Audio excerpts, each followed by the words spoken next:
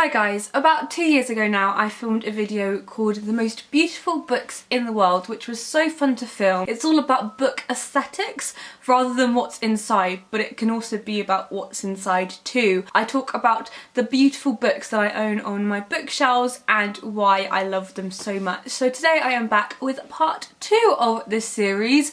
It's not a regular thing, it's just something I do when I've collected lots of beautiful books, which I have done recently. So today we're just gonna admire all the beautiful books and just soak in the beautifulness. So the first book I want to show you is a book that is beautiful inside and out. It's one of my favourite books of the moment, and it is The Lost Words by Robert Macfarlane and Jackie Morris. This is huge, it's bigger than my head. I just love it. It would make the best present ever. I'm amazed at how stunning this book is. So this is the cover. It's really nice. It has this really lovely foil on it, and inside we open it up to some gorgeous illustrations by Jackie Morris. She's probably my favourite illustrator. I love her work so much. I've got a lot of her picture books, which I really love, and I've also got some of her fiction stuff that she wrote and illustrated. So you can see here how beautiful the illustrations are. They really are stunning, and Robert Macfarlane's words are stunning too. So the basic premise of the book is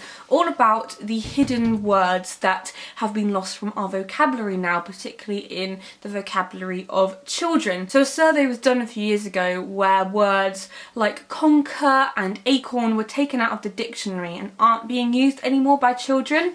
So what Robert and Jackie have done is teamed up to create a book that reclaims those lost words. So on each page there is a gorgeous acrostic poem written by Robert, and then Jackie does the accompanying illustrations on a few pages. So this is Dandelion, and there's a picture of a dandelion here, and then you turn the page and there is a full spread featuring the thing that they have written about. And it really would make a great present whether you're 5 years old, 50 years old, 100 years old. It is really a book for everyone. It is so beautiful and it is just my favourite thing of the moment. I've been dipping in and out of it. I'm trying to savour it. I don't want to read it all in one go because I feel like that will spoil the experience. I've been going back to my favourite ones. My favourite spread is probably the Kingfisher spread, which I do think is beautiful. It's my favourite thing. But really I love all of it, and all of the poems, all of the illustrations are gorgeous. So this is my highly recommended book of the moment. Then we have a much smaller book this time, but there's definitely a lot packed in. It is Goodnight Stories for Rebel Girls,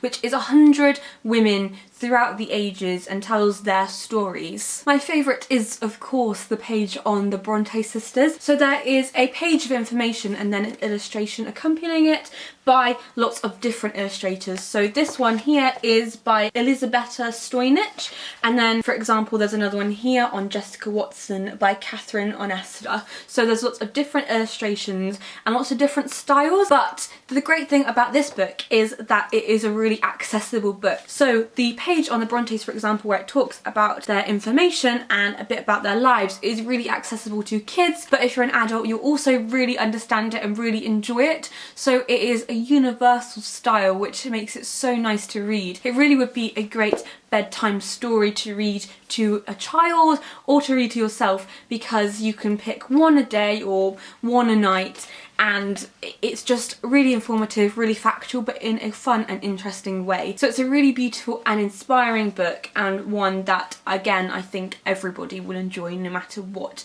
age you are. Then the next most beautiful book in the world is The Marvels by Brian Selznick. Look at this. This is just the most gorgeous cover ever. There are gorgeous gold sprayed edges that have got a really nice metallic feel to them. There are illustrations inside. It's pretty much half graphic novel, half actual novel. I've never read it, but it just looks amazing on my bookshelf, so I'll read it at some point, but right now it's just there to look pretty because I've never seen a book that is designed, and it's got a hidden design on the inside, which is probably one of my favourite book features. I love getting hardbacks and opening them up just to see what is on the inside of the dust jacket. I would quite like to start a petition to make every single book look like this one, because I am so in love with it. I just think it is the best thing. I'm interested to see if it's just as good on the in as it is on the outside. And then we have a book that I recently bought and fell in love with, and it is The Language of Thorns by Lee Bardugo. I haven't read this yet, but I know that the inside is going to be beautiful because I've dipped into a few stories, but I can't quite sit down and read it yet because I want to dedicate a lot of time to reading each individual story. The thing that immediately strikes me about this book is the gorgeous naked hardcover. So